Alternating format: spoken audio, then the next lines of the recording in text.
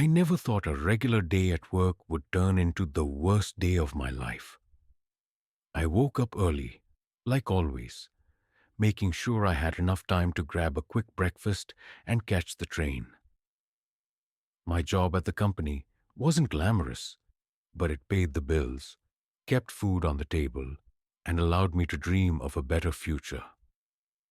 I worked hard, showed up on time, never slacked off, and always did what was expected of me.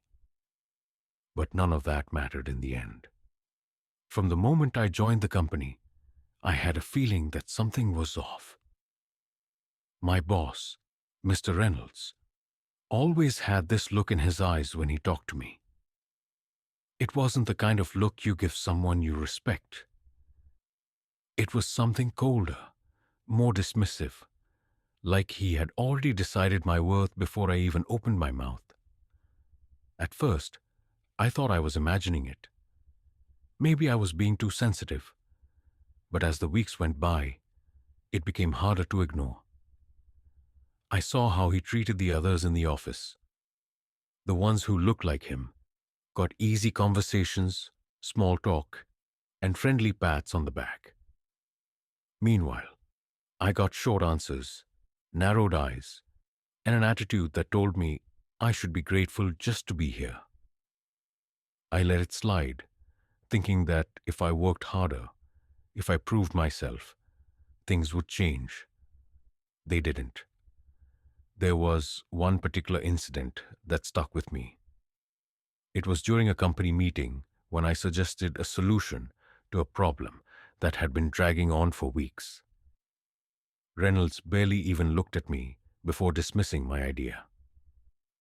10 minutes later, another employee, someone he clearly favored, repeated my exact words, and suddenly, it was brilliant.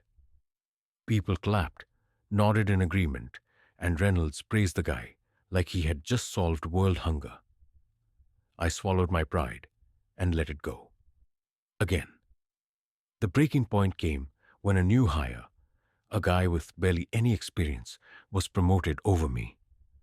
I had been at the company for years, yet Reynolds acted like I was invisible. I felt the anger rising in me, but I kept my head down. I needed this job. I couldn't afford to make waves.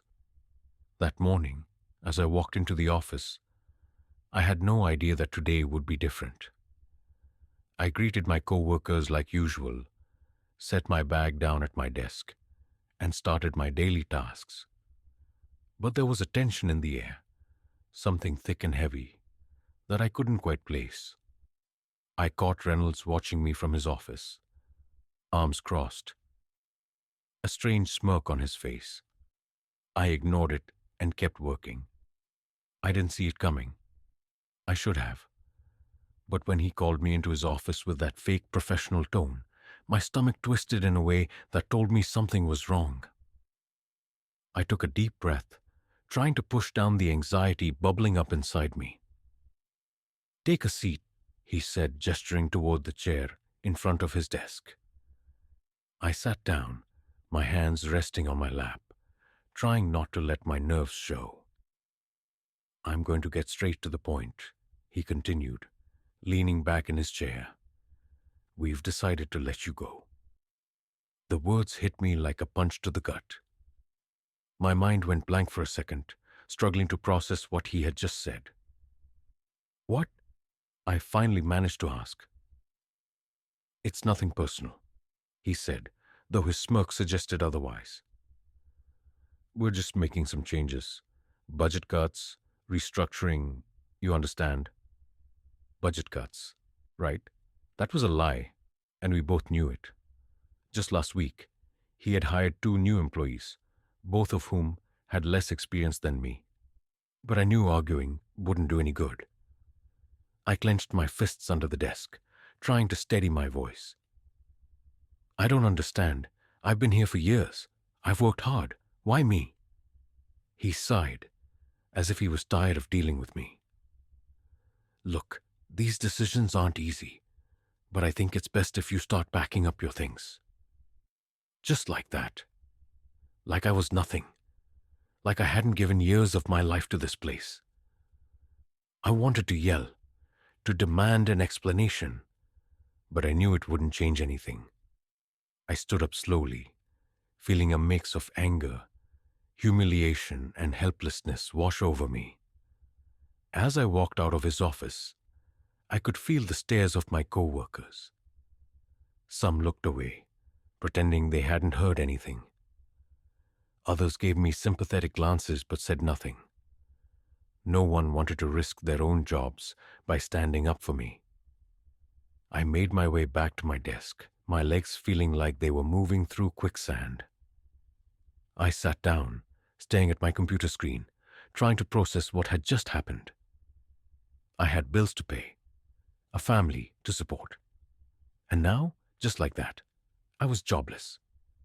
I felt a hand on my shoulder. I turned to see Jake, one of the only real friends I had at work. His expression was a mix of frustration and sadness. "This is messed up, man," he said under his breath. "We both know why he did this." I nodded, swallowing the lump in my throat. "Yeah, we do." Jake hesitated, then pulled out his phone. "You need to fight this. You can't just let him get away with it." I wanted to believe that. But what could I do? And then something happened that I never could have expected. A name popped up on Jake's screen.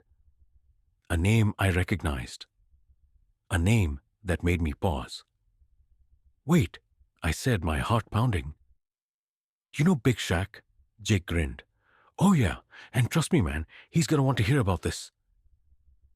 I sat at my desk, staring at the empty screen in front of me, my fingers frozen over the keyboard. My mind was still trying to process what had just happened. Fired. Just like that. No warning, no real explanation, nothing but the smug look on Reynolds' face as he dismissed me like I was some disposable object. Around me, the office hummed with the usual noise. Phones ringing, keyboards clicking, people chatting over coffee. It was strange, knowing that in a few minutes, I'd be nothing more than a memory here. Someone else would sit at my desk, take over my work, and pretend I never existed. I clenched my jaw, feeling my hands curl into fists under the desk. Jake was still standing beside me, his phone gripped tightly in his hand. He looked pissed, more pissed than I had ever seen him before. "This is total bullshit, man," he muttered, shaking his head. "You worked harder than anyone here. Everyone knows it." I exhaled slowly, trying to keep my emotions in check. "It doesn't matter," I said, my voice hollow. "Reynolds made up his mind." Jake scoffed. "Yeah, he made up his mind the day you walked in here. We both know this wasn't about budget cuts." He threw a glance toward Reynolds' office, where the blinds were slightly open. Through the gap, I could see him leaning back in his chair, laughing at something on his computer screen, completely unbothered. I wanted to march in there, slam my hands on his desk, and demand a real answer. I wanted to make him look me in the eye and admit the truth. But I knew it wouldn't change anything. He held the power, and he knew it. A few desks away, I caught sight of Amanda and Tony, two of my co-workers who had been here as long as I had. Amanda looked at me with sympathy, but when our eyes met, she quickly turned away and pretended to be busy with her work. Tony, on the other hand, just kept typing, like nothing had happened. Neither of them wanted to get involved. I couldn't blame them. I had seen what happened to people who challenged Reynolds before. Taking a deep breath, I stood up and reached for my bag. There wasn't much to pack, just a few personal things. A framed picture of my family, a notebook filled with ideas I had worked on for months, ideas that would now never see the light of day. As I zipped up my bag, I felt the weight of reality settle on my shoulders. What was I supposed to do now? I started toward the exit, ignoring the stairs, ignoring the way the office suddenly felt smaller, like the walls were closing in on me. But just as I reached the door, Reynolds' voice rang out behind me. "Hey." I stopped, my hand gripping the doorframe. I turned around slowly, my eyes meeting his. He was standing just outside his office, arms crossed, that same smug expression on his face. "You forgot to sign your exit paperwork," he said, holding up a stack of papers. "I need you to handle that before you go. Standard procedure." I walked back toward him, my blood boiling with every step. He waited until I was close enough before lowering his voice so that only I could hear.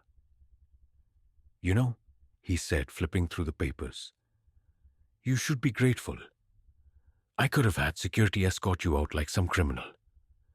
But I'm letting you leave with dignity." Dignity. The word made me want to laugh. "Dignity?" I repeated, my voice tight. "You fired me for no reason." Reynolds shrugged. "You'll land on your feet. Or maybe not. Who knows?" He smirked. "But let me give you a little advice. Don't waste your time trying to fight this. It won't end well for you." I clenched my fist so hard my nails dug into my palms. Every fiber of my being wanted to punch that smirk off his face. But I forced myself to stay still. I knew that was exactly what he wanted. A reaction. An excuse to turn this into something worse. I grabbed the pen and signed the papers without another word. When I was done, I turned to leave again. But then, right as I reached the door, he called after me one last time.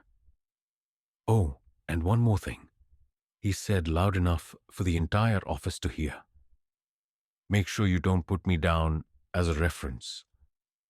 I wouldn't want to give anyone the wrong impression about you." A few people chuckled under their breath. I felt my face burn, but I didn't turn around. I just kept walking. By the time I stepped outside, the cold air hit me like a slap. I took a deep breath, my chest rising and falling, trying to steady myself. My phone buzzed in my pocket, and I pulled it out with shaking hands. A text from Jake popped up. "Don't do anything stupid. I'm making a call." I frowned, my thumbs hovering over the screen. A call to who? Double asterisk. A few seconds later, my phone buzzed again. Big Shaq. The first few days after losing my job were a blur of frustration and uncertainty. I spent hours scrolling through job listings, sending out resumes, and waiting for replies that never came. The weight of rejection sat heavy on my chest, and as the days passed, the reality of my situation became painfully clear. I had been blacklisted. Reynolds wasn't just content with firing me. He had gone a step further, ensuring that every company in the industry saw me as a problem. It didn't matter that I had done nothing wrong. His word carried more weight than mine. Each time I followed up on an application, the response was eerily similar.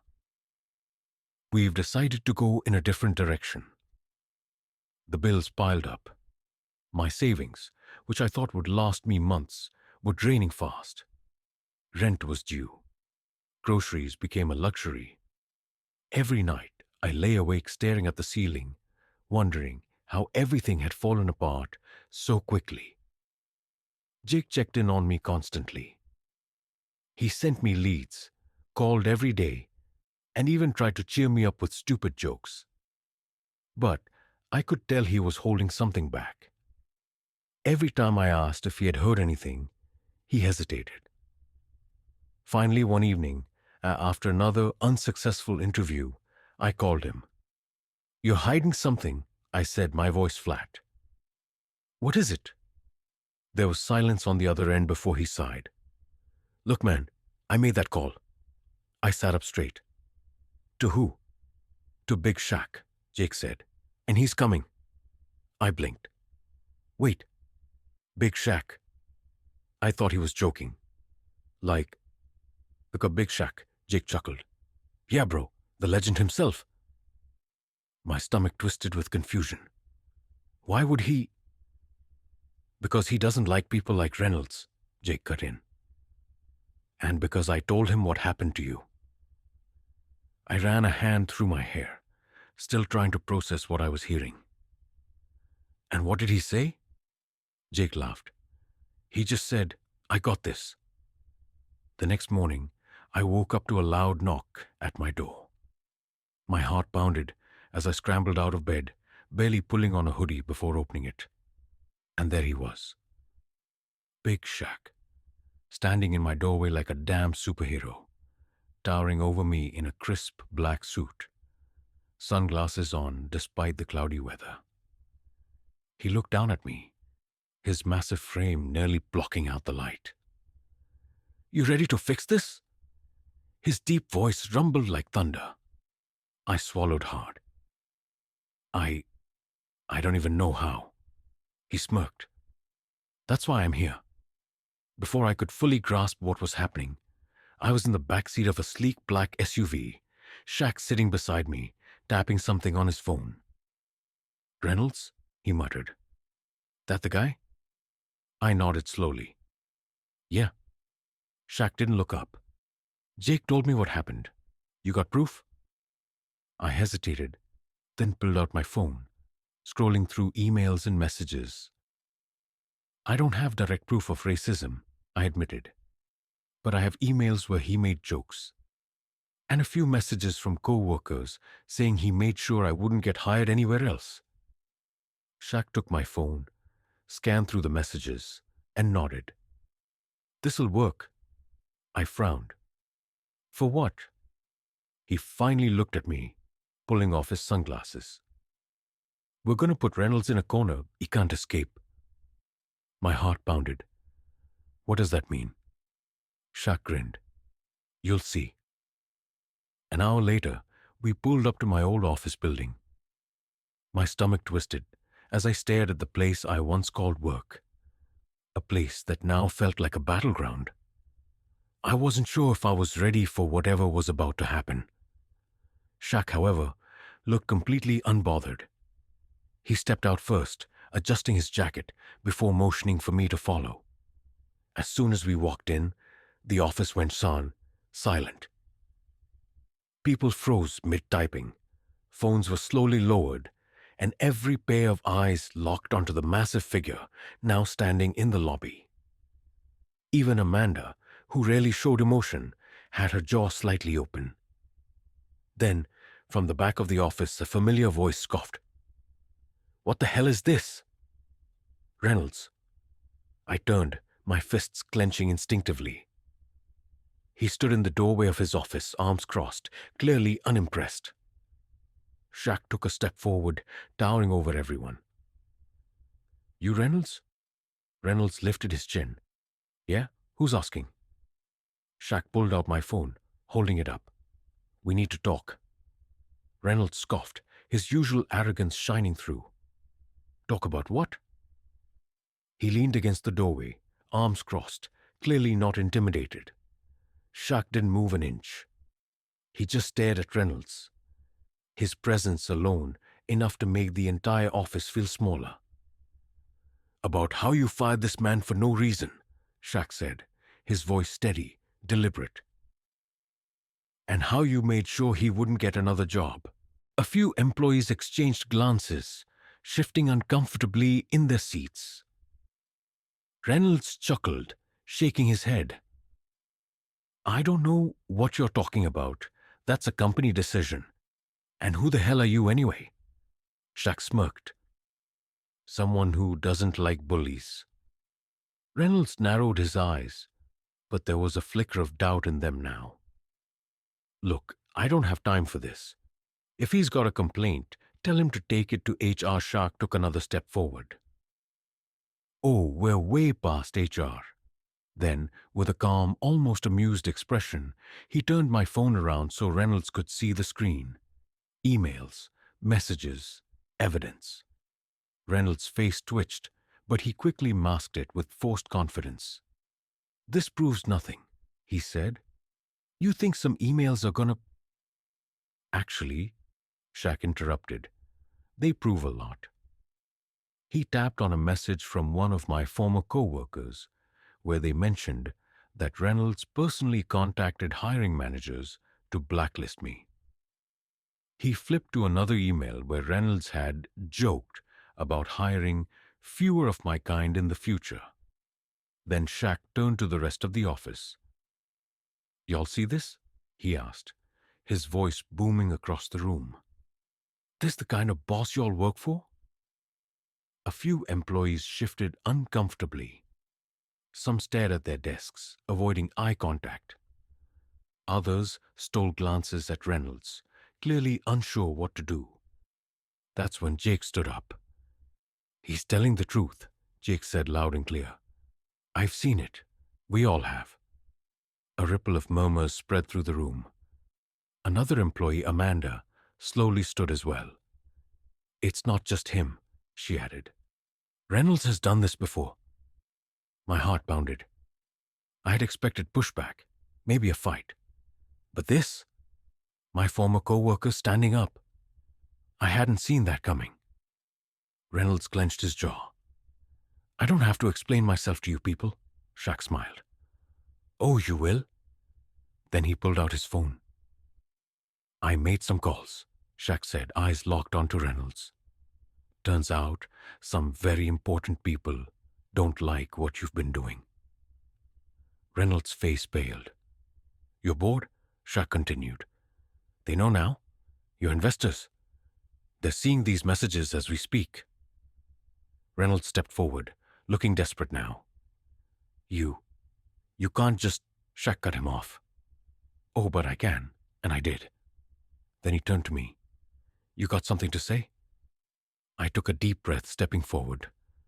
My voice wasn't shaky this time. It was steady, strong. "You took my job away," I said. "You tried to ruin my life, but you didn't win." Reynolds glared, but his silence said everything. Then the real moment came. Shaq turned to the room. "This company has two choices," he said. "They can fix this, now, or they can deal with the fallout." Right on cue, Reynolds' phone buzzed, then again, and again.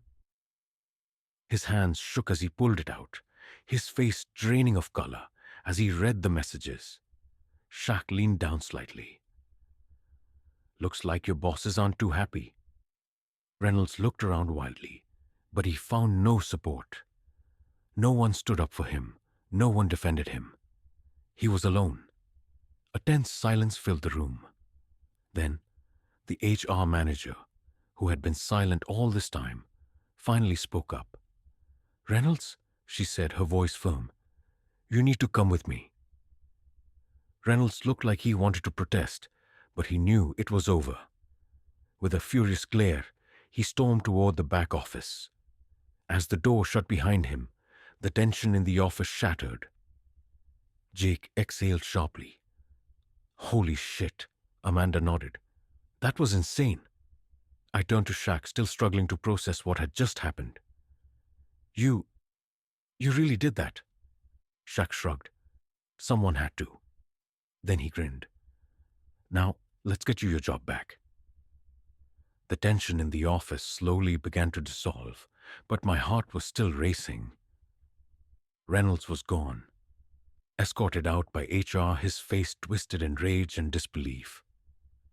The same man who had arrogantly fired me now had to face the consequences of his actions.